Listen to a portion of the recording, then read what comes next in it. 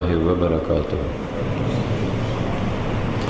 अल्हम्दुलिल्लाहि वहदा वस्सलातु वस्सलामु अला मन ला नबिय्य बअदह। मुअज़्ज़िज़ सामीन, कुरान मजीद की सूरत नंबर 91 की आयत नंबर 9 के अंदर परवरदिगार ने कामयाब आदमियों की निशानी बताई है। हर आदमी अपनी दानिस्त में, अपने तजुर्बे में कामयाबी का एक पैमाना तय करता है। कामयाब कौन कौन कौन, फिर जिस चीज़ को कामयाबी समझता है उसी के ताक़ुब में माह साल शब व रोज़ गुजार देता है। एक कामयाबी का पैमाना परवरदिगार ने तय किया है, और वो पैमाना दुनिया में, नज़ा में, क़ब्र में, पुलसरात पे, हशर पे, मीज़ान में किसी जगह भी टूटता नहीं है, शिकस्ता नहीं होता, ख़राब नहीं होता। बाकी जितने भी कामयाबी के पैमाने हैं, ज़्यादा से ज़्यादा अगर उस पर एतबार कर लिया जाए तो दुनियावी ज़िंदगी तक है। रहा नज़ा में, तो किसी इंसान का ख़ुद साख्ता पैमाना नज़ा के अंदर काम नहीं आ देता। कुरान मजीद की सूरत नंबर 91 की आयत नंबर 9 के अंदर परवरदिगार ने वो कामयाबी का राज बताया है कि अगर वो आ जाए तो दुनिया और आखिरत के तमाम मराहिल में कामयाबी यकीनी है। वो क्या है? क़द अफ़लह मन ज़क्काहा। कामयाब वो जिसने अंदर को पाक कर लिया, मन को धो लिया, नफ्स को साफ़ कर लिया, दिल की दुनिया को उजाड़ लिया, अंदर की दुनिया में रोशनी पैदा कर ली। जिसने नेहा खाने दिल को गलाज़तों से, कबाहतों से, खबास्तों से, रज़ालतों से, मानवी बुराइयों से पाक कर लिया, वो किसी ज़ात का है, किसी कौम का है, किसी कबीले का है, किसी ज़माने का है, किसी ख़ित्ते का है, इससे कोई गर्ज़ नहीं। आसमान की यूनिवर्सिटी उसको कामयाब तरीन डिक्लेयर कर देती है कि इस आदमी की ज़ात, कौम, रंग, नस्ल, कबीला, स्टेटस, मुआशी पे मत जाओ, इसको अल्लाह ने कामयाब कह दिया। जिसने अंदर को पाक कर लिया। अंदर पाक कैसे हो, उसके लिए बेहतरीन महीना माह रमज़ान है। अंदर को नापाक करता है शैतान, क्योंकि डे वन उसने ये कहा था, सुम्मा लाअतियन्नहुम मिन बैन ऐदीहिम व मिन खल्फिहिम व अन ऐमानिहिम व अन शमाइलिहिम। परवरदिगार मेरा काम एक ही होगा, लोगों के नफ्स को पलूट करना, अंदर को आलूदा करना, मन को गंदा करना, दिल की ज़मीन पे गुनाहों की जड़ी बूटियों को उगाना, दिल की ज़मीन पर तरह तरह के फोड़े फिंसियों को पैदा करना, मेरा ये काम होगा। और इस काम के लिए कभी आगे, कभी पीछे, कभी दाएँ, कभी बाएँ से आऊँगा। ये कुरान में बता दिया। और ये माह मुबारक बुखारी शरीफ की रिवायत है कि शैतान कैद हो जाता है। जिसने नफ्स को आलूदा करना है, जिसने मन को गंदा करना है, जिसने अंदर ग़ीबत, चुगली, बुग़्ज़, अनाद, तकब्बुर, हसद, झूठ, हुब्बे दुनिया, हुब्बे शहवात की जड़ी बूटियाँ काश्त करनी है, वो काश्तकारी कैद हो गया। सो जो आदमी दायमी कामयाबी का ख्वाहिशमंद है, उसके लिए माह रमज़ान सोने है। इस महीने में कोशिश करे कि अपने नफ्स को पाक कर ले। सरकश शयातीन कैद हो जाते हैं, रहमत आम हो जाती है, नेकी की ताकत बढ़ जाती है, जन्नत के दरवाज़े खुल जाते हैं, जहन्नुम के दरवाज़े बंद हो जाते हैं, खैर की क़ुव्वतें गालिब आ जाती हैं, अज़ चहार जानिब बाद नसीम चल पड़ती है।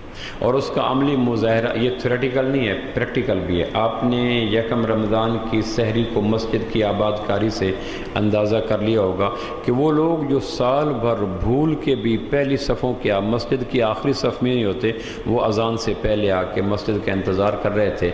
माह रमज़ान में शैतान के कैद हो जाने का इससे ज़्यादा ज़मीनी हकीकत कोई नहीं कि जिन लोगों के ईमान की शाख पर सारा साल नमाज का कोई पत्ता, कोई ऊंचा नहीं खिलता, इधर ये बरकतों वाला महीना आता है, नेकी का माहौल गालिब आ जाता है। इसलिए 24 घंटे आवाज़ें आती हैं, खैर के तालिब आगे बढ़, अंदर को पाक करने के ख्वाहिशमंद। मौसम बड़ा अच्छा आ गया, रब मेहरबान है, जन्नत खुली हुई है, फ़ज़ाएँ हमवार हैं, नेकी का माहौल गालिब है, सरकश क़ुव्वतें मग़लूब हो चुकी।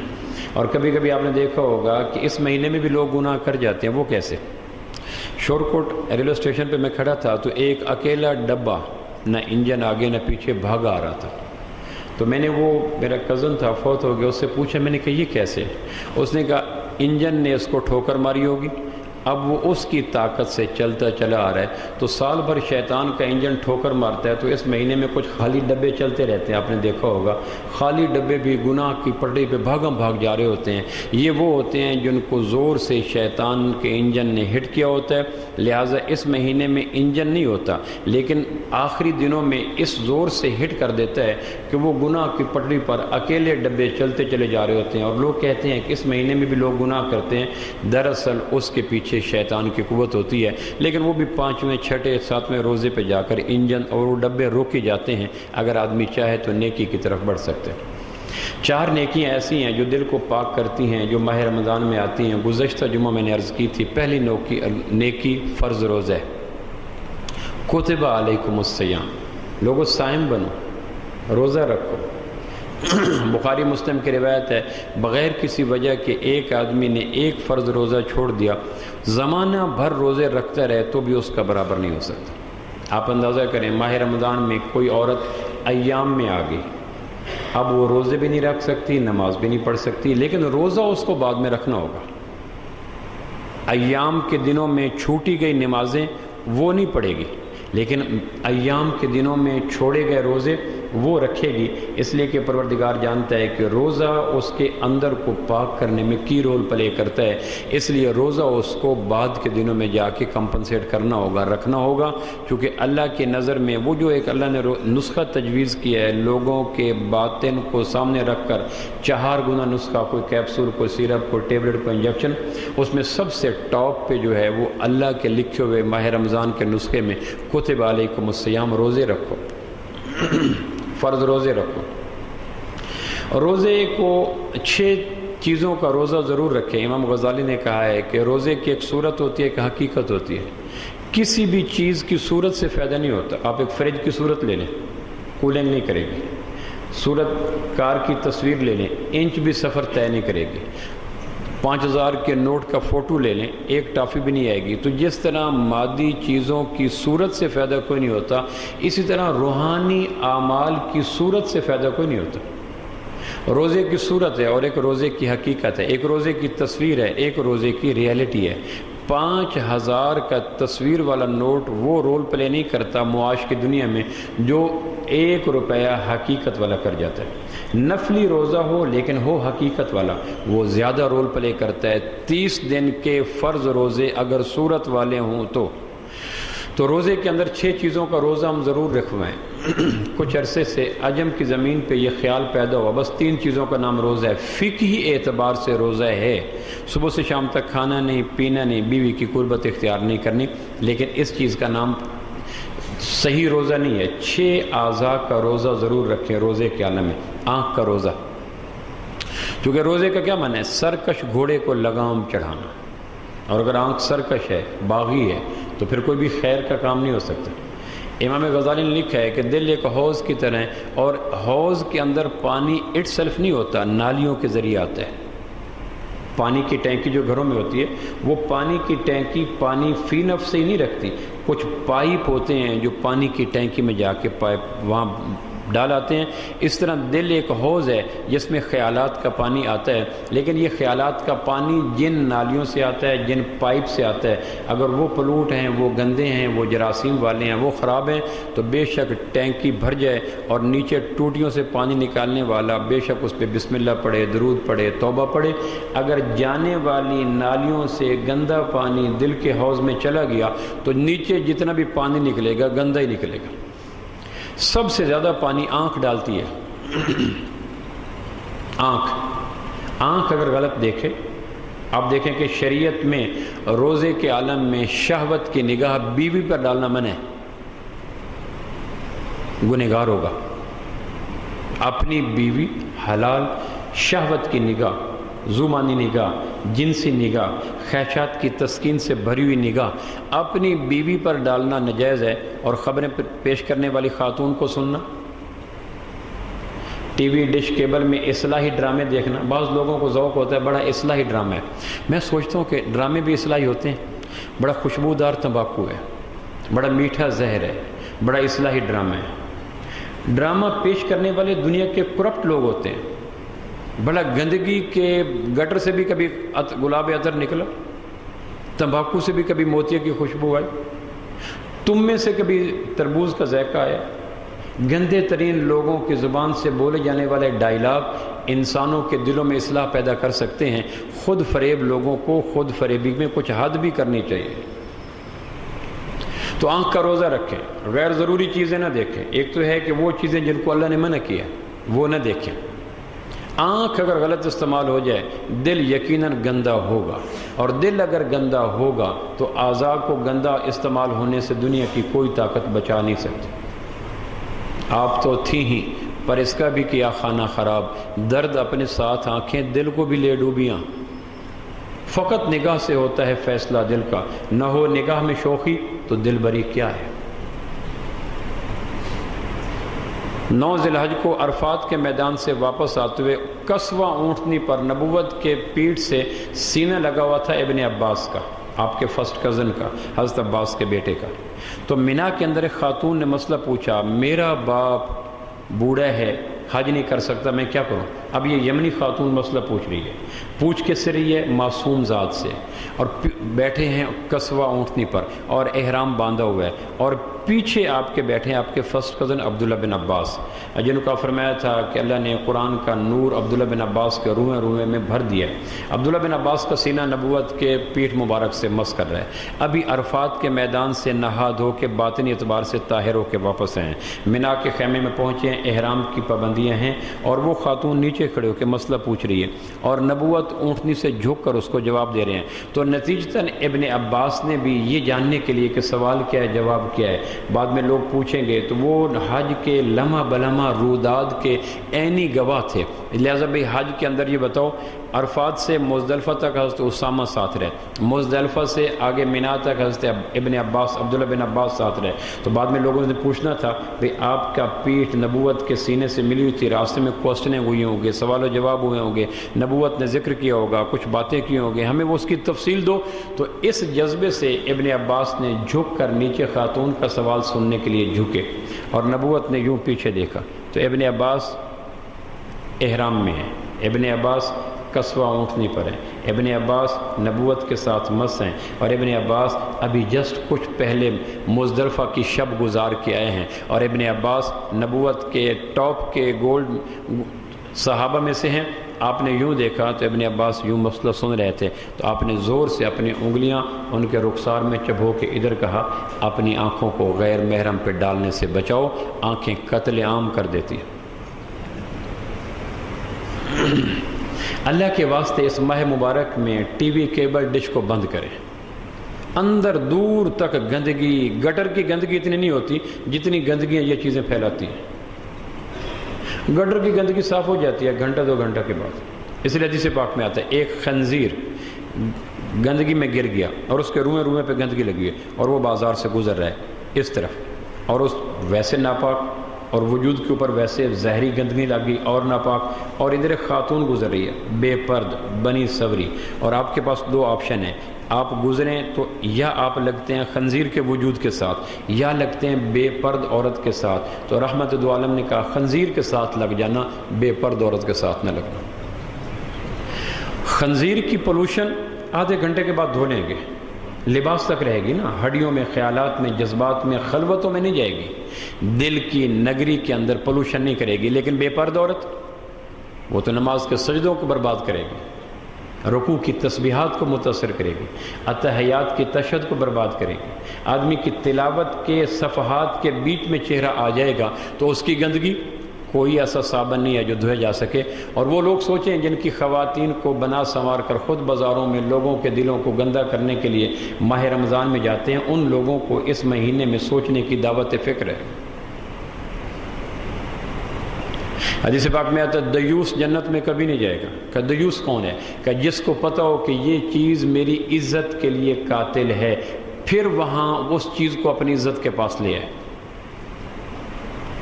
ये आदमी जो मेरे घर में आता है, इसकी आंखों में कोई हया नहीं है, इसकी गुफ्तगू में लोच है, इसके चाल में लड़खड़ाहट है, ये घर में आकर मेरी इज़्ज़त के लिए नुकसान दे, फिर उसको खाने पे बुला रहा है, लंच डिनर पे बुला रहा है, ये दयूस है। ایک آدمی کو پتہ ہے کہ بازار قصابوں سے بھرا ہوا ہے، ہر آدمی گزرنے والی عورت کے ایک ایک عضو کو آنکھوں کے ترازو میں تولتا ہے اور 20 تخیلات پاس کرتا ہے، 20 سینٹنس پاس کرتا ہے۔ جب ایک بے پردہ عورت گزرتی ہے تو آگے قصاب، انسانوں کے روپ میں حیوان، غلاف بشر میں خلاف بشر، وہ تو اس کے روئیں روئیں کو تیز دھار آنکھوں سے ٹٹول لیتے ہیں۔ ایک آدمی جانتا ہے کہ میں جہاں سے بیوی کو لے کے جا رہا ہوں وہاں سارے اس قسم کے بدقماش بے غیرت لوگ بیٹھے ہیں، پھر اپنی بیوی کو سجا کے وہاں سے بازار سے گزرتا ہے۔ یہ دیوس ہے۔ اور حدیث پاک میں آتا ہے دیوس حرم میں بھی دفن ہو جائے جنت میں نہیں جائے گا۔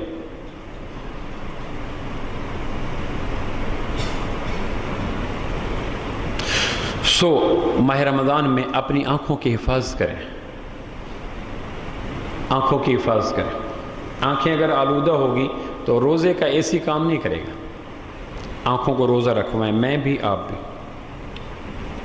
زبان کو روزہ رکھوائیں، زبان کے غلط بول روزے کو پھاڑ دیتے ہیں۔ آپ فرمائیں روزہ ڈھال ہے، ڈھال کہتے ہیں لوہے کے لباس کو، عرب ڈھال پہنتے تھے جنگ کے اندر، تو پھر تیر، تلوار، نیزہ، کوئی بھی چیز اس آدمی کے گوشت تک اثر نہیں کرتی تھی۔ آپ فرمائیں روزہ ڈھال ہے، آدمی کی روح تک کوئی چیز باہر کی اثر نہیں کرتی۔ ہاں آدمی پھاڑ ڈالے تو کوئی اس کا اپنا قصور ہے۔ ایک آدمی اپنی زرہ کو پھاڑ ڈالے تو پھر تیر بھی جائے گا، تلوار بھی جائے گا، نیزہ بھی جائے گا۔ اور روزے کو پھاڑتا ہے غیبت، ڈھال کو پھاڑ دیتی ہے۔ اللہ کی شان کے روزے کے عالم میں زمزم نہیں پیتا، روزے کے عالم میں شہد کا قطرہ نہیں لیتا، روزے کے عالم میں عجوہ کھجور نہیں کھاتا، روزے کے عالم میں دوسرے کا گوشت کھا لیتا ہے۔ اس کو کہتے ہیں کلابی تقوی۔ کلابی تقوی کیا ہے؟ کلب کہتے ہیں کتے کو، عربی میں کتے کو۔ کتے کا کیا مزاج ہوتا ہے؟ پیشاب کرنے کے لیے جائے گا تو ٹانگ اٹھا لے گا تاکہ چھینٹ نہ پڑے۔ ایک طرف اس کی احتیاط کا یہ عالم ہوتا ہے، اور فارغ ہو کہ کسی مردار کو کھانا شروع کر دے گا۔ لوگ کہیں گے یہ تقوی کا کیا عالم ہے؟ ابھی 1 سیکنڈ پہلے اس نے ٹانگ اٹھا کے پیشاب کی تاکہ چھینٹ پڑ گئی تو میرا وجود ناپاک ہو جائے گا۔ ایک طرف تقوی کا یہ عالم، اور فارغ ہوتے ہی کسی مرے ہوئے گدھے کو، کتے کو کھانا شروع کر دیا، اس کو کہتے ہیں کلابی تقوی۔ نہ میں زمزم نہیں پیتا، مجھے روزہ ہے۔ نہ بھائی نہ، میں عجوہ کھجور نہیں کھاتا، مجھے روزہ ہے۔ ہاں کسی بھائی کا گوشت کھلانا ہو تو گھنٹوں بٹھا دیں۔ غیبت شروع، غیبت سے حدیث پاک میں آتا ہے 5 چیزوں سے روزہ ٹوٹ جاتا ہے، ان میں سے غیبت بھی ایک ہے۔ اور میں نے بارہا آپ سے عرض کیا غیبت 4 چیزوں کا نام ہے، پھر میں عرض کر دیتا ہوں۔ ماہ رمضان میں تقوی کہتے ہیں گناہوں کو چھوڑنا۔ نیکی کرنا اتنا مشکل نہیں ہے، گناہوں کو چھوڑنا مشکل ہے۔ سبحان اللہ کہنا، درود کی تسبیح پڑھنا، استغفار کی تسبیح پڑھنا، یہ کوئی مشکل نہیں ہے۔ غیبت چھوڑنا یہ مشکل ہے۔ فرنٹ سیٹ پہ سونے سے ڈرائیوروں کو نیند آتی ہے نا؟ پھر ڈرائیوروں کی برکتیں 72 سواریوں تک جاتی ہیں، کیوں جی؟ اور پھر ان کی چیخ پکار قابل دید ہوتی ہے، اس لیے لکھا ہوتا ہے فرنٹ سیٹ پہ سونا، بولو جی کیوں منع ہوتا ہے؟ کہ وہ ایک میسج جاتا ہے ڈرائیور کی آنکھ میں گرد و پیش سے نا، تو تہجد گزار لوگ رات کے پچھلے پیر جاگے ہوئے، فطری بات ہے۔ تو میں یہ عرض کر رہا تھا کہ غیبت روزے کو توڑ دیتی ہے، ایک حدیث میں آتا ہے بس 40 کبیرہ گناہ صرف زبان سے نکلتے ہیں۔ اس لیے حدیث پاک میں جو خاموش رہا نجات پا گیا۔ حدیث پاک میں آتا ہے روزانہ 360 جسم کے اعضاء زبان سے کہتے ہیں اتق اللہ فینا، اللہ کے واسطے سنبھل کے رہنا، تو بچی ہم بچیں گے، تو گری ہم پکڑے جائیں گے۔ حدیث پاک میں آتا ہے میں نے خواب میں دیکھا ایک آدمی جنت کی دہلیز پہ قدم رکھ دیا اور اگلا قدم جنت کے اندر ہونے تھا، تو اچانک اس کو پکڑا فرشتوں نے اور گھسیٹا اور جہنم میں جا کے پھینک دیا۔ میں نے کہا 2-4 ہاتھ جب کہ لب بام رہ گیا۔ قسمت خدا کی دیکھیے ٹوٹی کہاں کمند، 2-4 ہاتھ جب کہ لب بام رہ گیا۔ جنت کی دہلیز پہ قدم رکھ چھوڑا اور پکڑا ہاتھ اور جہنم کی گہرائیوں میں ڈال دیا۔ میں نے کہا کیا ہوا؟ کہ زبان کے بول نے جنت کی دہلیز سے اٹھا کر جہنم کی گہرائیوں میں پھینک دیا۔ تلوار کا زخم اس کو ہیل اپ کرنے کے لیے ڈریسنگ ہے، زبان کے زخم نہیں بھرتے اور روح کو گھائل کر دیتے ہیں۔ اس لیے کڑوا اور میٹھا اس کا سب سے زیادہ احساس زبان کو ہوتا ہے، ہڈی نہیں ہوتی، لیکن تلخی اور شیرینی کا سب سے زیادہ احساس زبان کو ہوتا ہے۔ ہلکا سا ترش چیز آتی ہے زبان فوراً اس کا ریکٹ کر دیتی ہے، نکال دیتی ہے ایکس رے. اس طرح کہتے ہیں کڑوے بول کڑوی چیزوں سے بھی زیادہ خطرناک ہوتے ہیں. زبان کی احتیاط کریں میں اور آپ. لگامیں چڑھائیں، کسی عضو پہ اتنی لگامیں نہیں چڑھائیں شریعت نے مینوفیکچرنگ کے اعتبار سے جتنی زبان پہ چڑھائی ہیں. آنکھ پہ 2 وائپر ہیں اور تو کچھ نہیں، لیکن زبان پہ پہلے 32 لاک لگائے اور پھر اوپر ایئر ٹائٹ قسم کے 2 ہونٹ لگائے. جہاں جتنا سرکش جانور ہو اس کو لگامیں زیادہ چڑھائی جاتی ہیں. گھوڑے والوں سے پوچھیں، عام گھوڑا تو 1 لگام کافی ہے، تھوڑا سرکش ہو تو اگلے پاؤں میں بھی رسے ڈال دیتے ہیں، زیادہ سرکش ہو تو پچھلے پاؤں میں بھی رسے ڈالے ہوتے ہیں. وہ کہتے ہیں یہ بڑا سرکش باغی گھوڑا ہے، اس لیے اس کی چاروں ٹانگوں کو بھی قابو کرنا پڑا، لوہے کا لگام ڈالنی پڑی. تو قدرت کے نزدیک جسم انسانی میں سب سے سرکش عضو زبان ہے، اور زبان میں سب سے کڑوی چیز غیبت نکلتی ہے. غیبت کس کو کہتے ہیں؟ 4 چیزوں کو. اللہ کے واسطے ایک روزہ تو ہم غیبت کے بغیر کرنے کی کوشش کریں، میں بھی آپ بھی. دیکھو نا، بھوک میں کھانا ضروریات میں ہے، غیبت ضروریات میں تو نہیں ہے نا، فضولیات میں ہے نا، تعیشات میں بھی ہے نا. غیبت اگر نہ کی جائے تو مسئلہ تو کوئی نہیں، لیکن کھانا نہ کھایا جائے تو سارا انٹرنل سسٹم بیکار ہوتا ہے، اندر تک اس کی بازگشت جاتی ہے. لیکن غیبت نہ کی جائے تو کوئی قیامت تو نہیں آتی. ایک ایکسٹرا ذوق کیا ہے نا جو پالا ہے، پیسے دے کر جہنم دی. 4 چیزوں کا نام غیبت ہے. جس کی برائی بیان کر رہے ہیں وہ نہ ہو، جو برائی بیان کر رہے ہیں وہ ہو، برائی بیان کرنے والے کا مقصد رسوائی ہو، اور خواہش یہ ہو کہ میری اس برائی کا برائی ہونے والے کو پتہ نہ چلے. یہ 4 چیزیں مل جائیں، غیبت کا لیکوڈ تیار ہو جاتا ہے. چاہے جو کچھ بھی کریں، میرا مقصد یہ نہیں تھا، میرا مقصد یوں نہیں تھا، میرا مقصد یوں نہیں تھا. شریعت میرے مقصد کا نام نہیں ہے، اپنے وہ معیار رکھتی ہے. جس کی برائی بیان کر رہے ہیں وہ نہ ہو، جو اس کی طرف برائی بیان کر رہے ہیں وہ جھوٹا ہے، وہ شیخی باز ہے، وہ فلاں ہے، وہ ہو. اور تیسرا، خواہشی ہو کہ اس کو رسوا کیا جائے، اصلاح نہ ہو. اور چوتھا، اگر وہ ان دا مین وائل جب گفتگو کر رہے ہیں اور اس کے حصے بکھرے ادھیڑے جا رہے ہیں اور اس کو چیرا پھڑا جا رہا ہے، اس کو آپریٹ کیا جا رہا ہے، اس کی شخصیت کو پاش کیا جا رہا ہے، ان دا مین وائل وہ آ گیا تو فوراً موضوع بدل لیا. یہ 4 چیزیں مل جائیں تو یہ حرم میں کی جائیں، مطاف میں کی جائیں، صحن حرم میں کی جائیں، بیت اللہ کے اندر کی جائیں، غیبت بن جائے گی. سو غیبت سے بچا جائے. غیبت کافر کی بھی ناجائز ہے، مومن تو مومن رہے. میں نے ایک دفعہ لیکچر دیا کلاس میں، میں نے کہا غیبت یہ تو میں نے کہا 2 موقعوں پہ غیبت جائز ہے. تو طلبہ نے کہا شکر ہے. میں نے کہا کیا ہوا؟ کہنے لگے اپنے ذوق کی تسکین کی کوئی راہ تو نکلی نا. شکر ہے، ایسا ٹھنڈا سانس جیسے وہ نیاگرا فال کی ٹھنڈی ہوا نہیں آتی. شکر ہے. میں نے کہا اچھا ابھی صبر کرو. تو زبان کو لگام چڑھائیں، آنکھ کو لگام چڑھائیں، کان کو لگام چڑھائیں. میں نے غلط نہیں سننا. اچھے بھلے آدمی میں محبت ہوتی ہے، کانوں کے اندر سے کچھ باتیں جاتی ہیں، نظام سارا بگڑ جاتا ہے، لہجہ سخت ہو جاتا ہے، ڈیلنگ خراب ہو جاتی ہے، گیو اینڈ ٹیک کا نظام بدل جاتا ہے. کیا وجہ؟ کان کے اندر سے اس کی کچھ خامیاں گئی تھیں اور وہ ختم ہو گئی. دماغ کو کنٹرول کریں. خیالات کا آنا کوئی بری بات نہیں، خیالات کا لانا، اس کو ترتیب دینا، اس کو منضبط کرنا اور اس کو پریزنٹیشن دینا، اس کو سجانا، یہ بری بات ہے. ایک خیال جو آیا ہے تو اس کو پالش کرتے گئے، اس کو بیوٹیفائی کرتے گئے، اس کو سنوارتے گئے، اس کی تراش خراش کرتے گئے، یہ گناہ ہے. اگر کوئی زنا کا خیال آ رہا ہے تو تھوڑی دیر کے لیے ایک آگے بند باندھیں، جہنم. اگر کسی مسلمان کی برائی کا خیال آ رہا ہے تو تھوڑی دیر کے لیے بند باندھے، اس نے کلمہ پڑھا ہوا ہے، قرآن کو اپنی کتاب مانتا ہے، انجیل کو نہیں مانتا، امام کائنات کو آخری رسول مانتا ہے، قادیانی کو نہیں مانتا، بیت اللہ کو اپنا عبادت گاہ مانتا ہے، گرجا گھر کو نہیں مانتا. اتنی خوبیاں بھی تو ہیں نا، تو آگے خامیوں کے آگے کو 1-2 خوبیوں کا بند لگانے کی کوشش کریں. حرام مال کی خواہش ہو رہی ہو تو جہنم کا کھانا، جہنمیوں کا کھانا تھوڑی دیر کے لیے وہ بھی آگے رکھ لیں. تو یہ کچھ کوشش تو کی جائے نا. حدیث پاک میں آتا ہے ایک آدمی کے نماز کے اندر غلط خیال آتے ہیں، وہ اس خیالات کے آگے بیریئر لگاتے ہیں.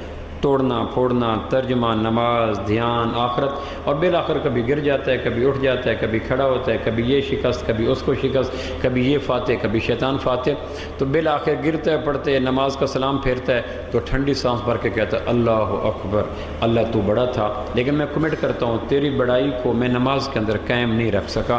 پھر 3 دفعہ کہتا ہے استغفر اللہ استغفر اللہ استغفر اللہ، اور یہ ایک شعوری جملہ ہوتا ہے نماز کے اندر کی جانے والی قباحتوں کو پر کرنے کے لیے۔ محض وظیفہ نہیں ہوتا، اس کے پیچھے ندامت ہوتی ہے، اللہ مجھے معاف کر دے، مجھے معاف کر دے، مجھے معاف کر دے، تیری بڑائی کے آگے میں دکان کی بڑائی لا بیٹھا، وزیر اعظم کی بڑائی لا بیٹھا، صدر کی بڑائی لا بیٹھا، پروردگار مجھے معاف کر دے۔ تو ایک تو نماز میں لڑتا رہا، پھر نماز کے بعد اعتراف جرم کر لیا اور کہہ دیا اللہ تیری بڑائی جس طرح رکھنی چاہیے تھی میں نہیں رکھ سکا۔ تو حدیث پاک میں آتا ہے اللہ کہتے ہیں مجاہد میدان جنگ کے اندر دشمن سے لڑنے کے لیے پینترے بدلتے ہیں، کبھی پیچھے چلا جاتا ہے، اور وہ شکست مقصد نہیں ہوتی، ایک نئے سرے سے پھر حملہ کرنا ہوتا ہے، کبھی دائیں چلا جاتا ہے، کبھی بائیں چلا جاتا ہے۔ تو مجاہد میدان جنگ میں دشمن پر حملہ کرنے کے لیے جس طرح پوزیشنیں بدلتا رہتا ہے، تو جو اس کو عین جہاد میں ثواب ملتا ہے اس نمازی کو بھی وہی ثواب عطا کرو۔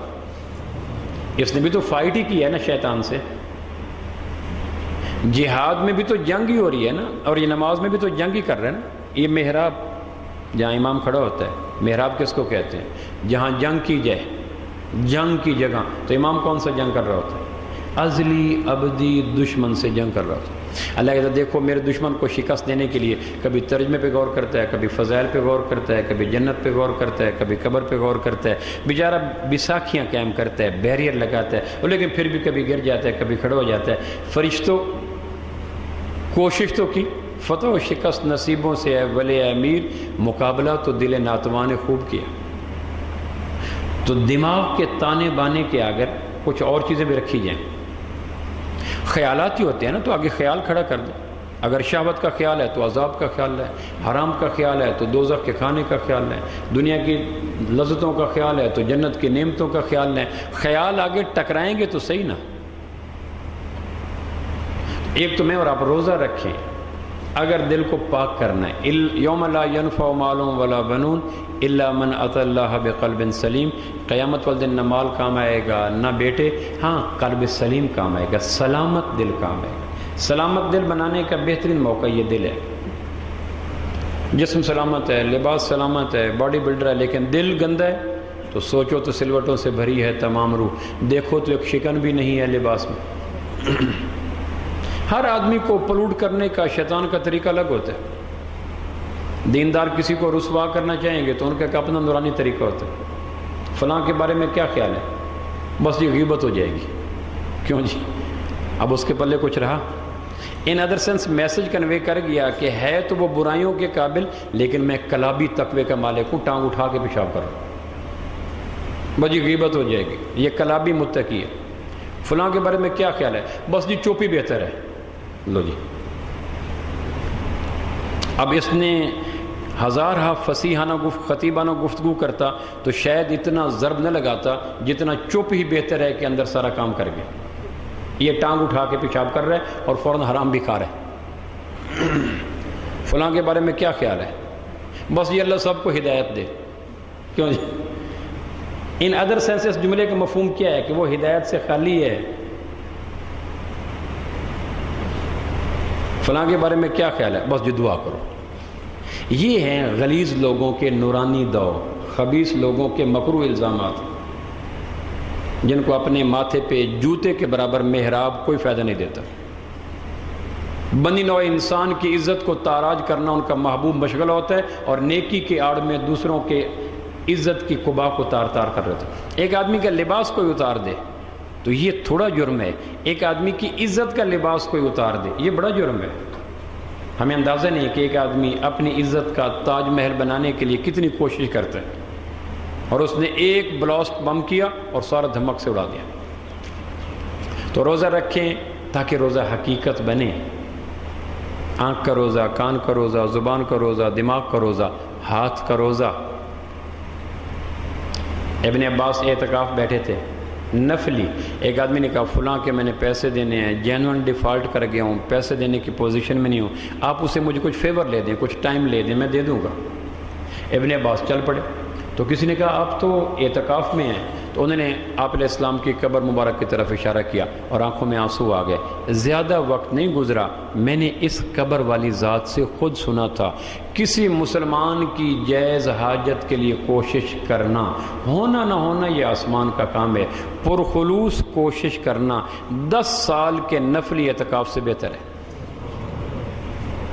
کتنے خوش نصیب ہیں وہ لوگ جن کی قلم کی نوک پہ کئیوں کے کام پڑے ہوتے ہیں، ایک فون پہ کئیوں کی مشقت کے آسانی کے سامان پڑے ہوتے ہیں، اور وہ چکر پہ چکر لگا کے اپنے آپ کو ذلیل کر رہے ہوتے ہیں.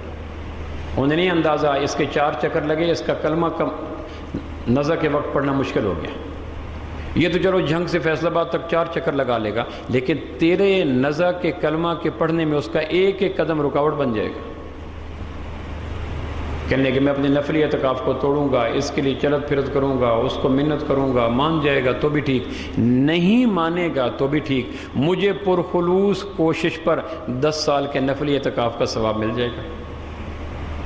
ہم بندوں کے لیے آسانیاں پیدا کریں، بندوں کے لیے شفقتیں پیدا کریں.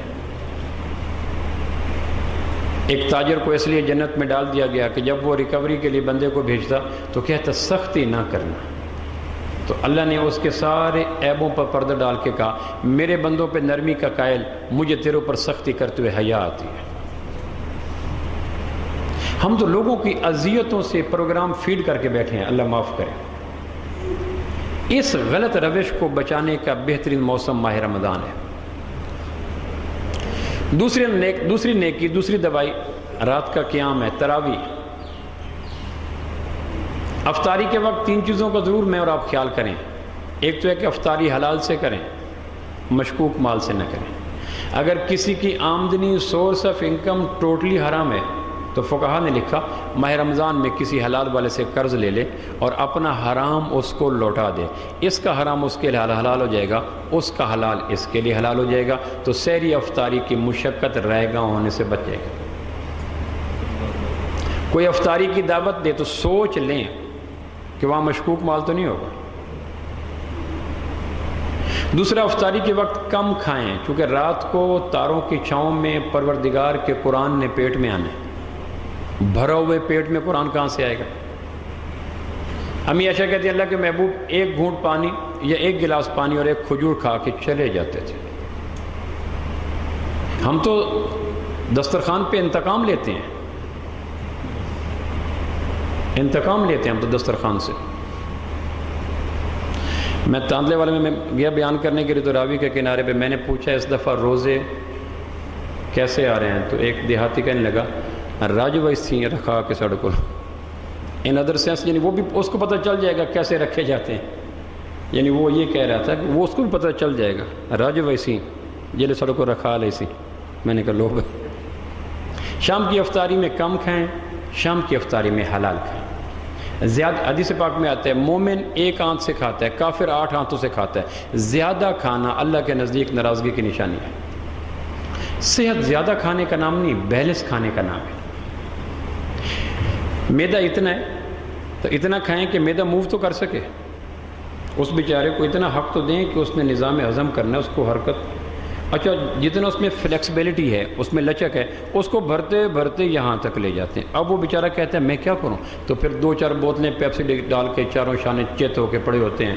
دعا کرو تراویح کے لیے اٹھا نہیں جا رہا. رات کو تاروں کی چھاؤں میں قرآن نے اندر اترنا ہے. حدیث پاک میں آتا ہے بہت زیادہ کھانے کو جی کرتا ہے تو 1 حصہ کھاؤ، 1 حصہ پانی کے لیے، 1 حصہ ہوا کے لیے. ہم کہتے ہیں ہوا اللہ کے سانس طے ہیں، جو اندر جانے وہ باہر نہیں، اور جو باہر آنا ہے وہ اندر نہیں جا سکتا. یہ تو توحید کے خلاف ہے.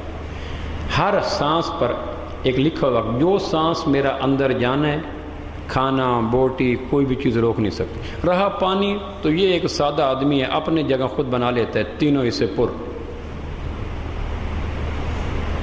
تو رات کو تاروں کی چھاؤں میں جب قاری قرآن پڑھتا ہے تو مت پوچھیں. دن کو روزے نے اندر خوشبوئیں مچائیں، رات کو اللہ کا قرآن اندر نور پھینکتا ہے.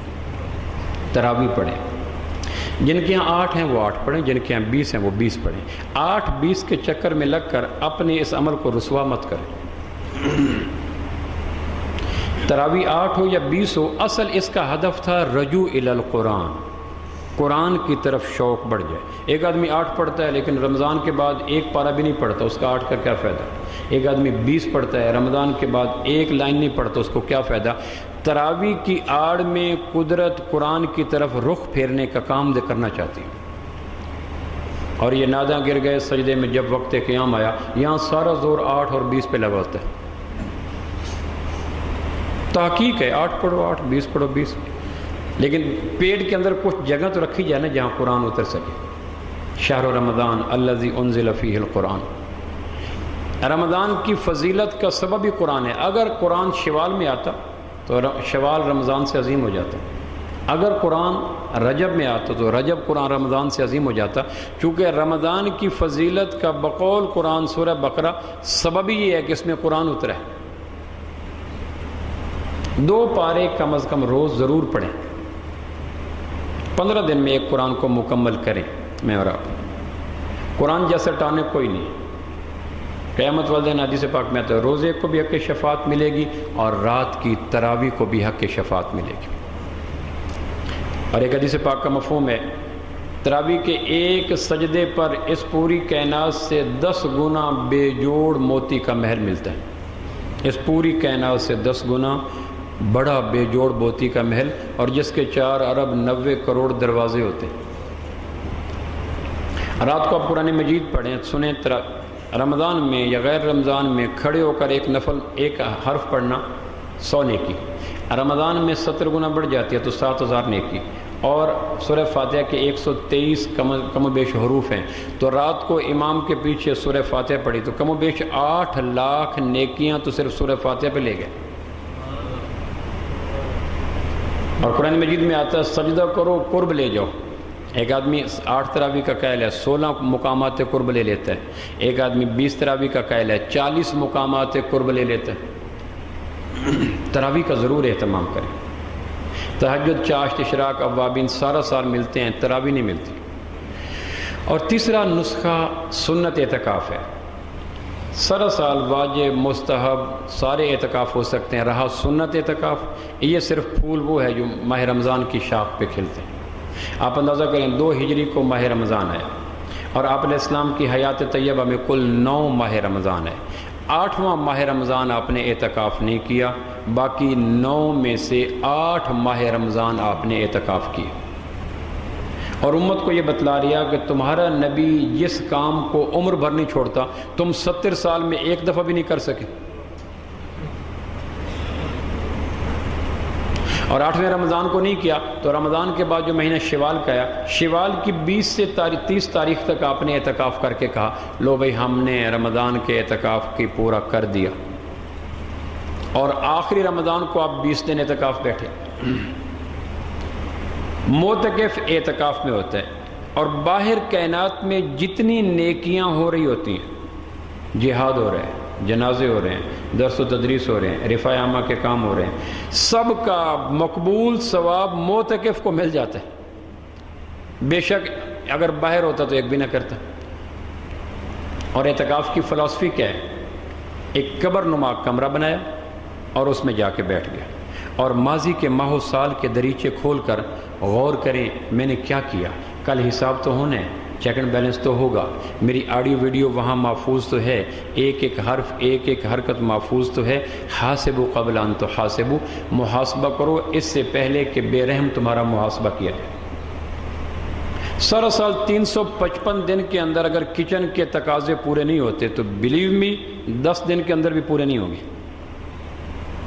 چھوٹی سی قبر بنا کے اس میں خلوت کے بے ریا لمحوں میں بلوغت کے آنے کے بعد زندگی کو سوچیں، کتنی نمازیں رہ گئیں، کتنے لوگوں کے خلاف جھوٹی گواہی دی، کتنوں کی غیبت کی، کتنوں کے قتل کے حق میں گواہی دی، کتنوں کو کیا کیا، کتنوں کو کیا کیا، تو پھر ایک دبستان کھل جاتا ہے، ساری آڈیو ویڈیو کھل جاتی ہے، اور پھر ان کو دیکھتے دیکھتے اعتکاف کے لمحوں میں آنکھوں سے آنسو نکل آتے ہیں۔ پروردگار کہتا ہے معاف کرو معاف کرو، اس نے آنسو نکال دیے، باقی 12 مہینے تو موقع ہی نہیں ملتا اپنے اوپر نظر ثانی کا۔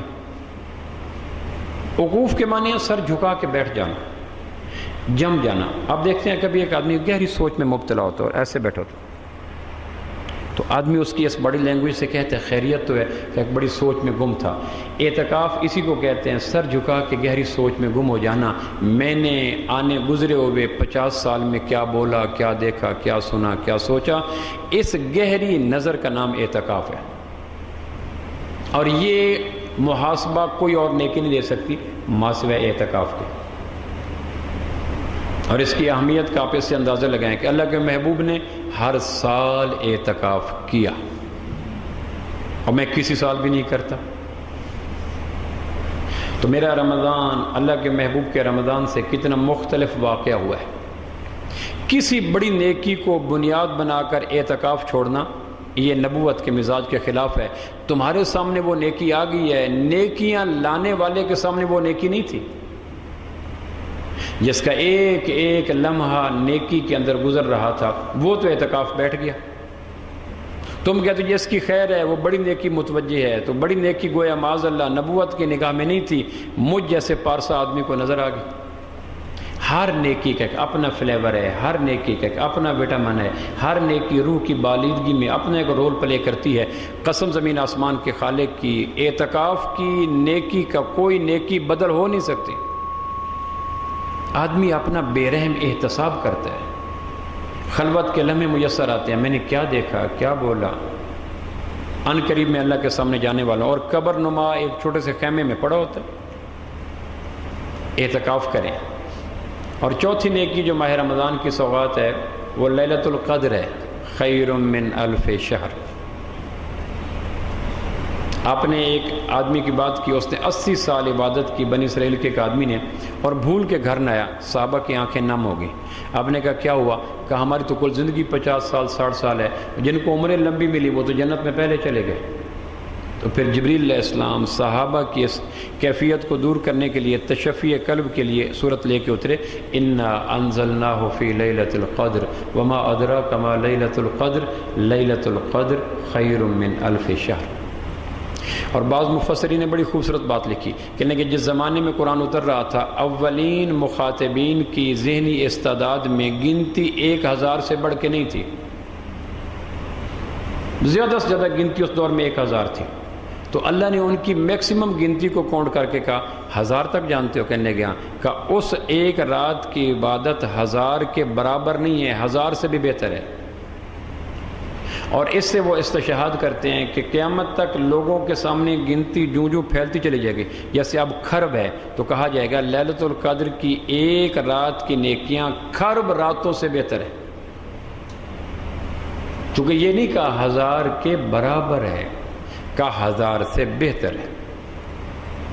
پھر پروردگار نے اور کتنی آسانی فرمائی، بجائے اس کے کہ پورے مہینے میں اس کو چھپا دیتے، نہیں پہلا عشرہ نہیں، دوسرا عشرہ نہیں، تیسرا عشرہ 21 23 25 27 29 لو بھی 5 راتوں میں. اور پھر ایک اور بڑی آسانی کر دی، چونکہ قیامت تک مسلمان بوڑھے بھی تھے، بیمار بھی تھے، غریب بھی تھے، قیدی بھی تھے، مصروف بھی تھے. تو اگر پوری رات جاگنا ناگزیر ٹھہرتا تو بوڑھے لوگ رو پڑتے. پروردگار دین جوانوں کا تھا، پھر ہمیں بتایا کیوں؟ بستر مرض پہ لوگ کہتے پروردگار کاش میں صحت ہوتی رواں دواں تو میں بھی کھڑا ہو جاتا.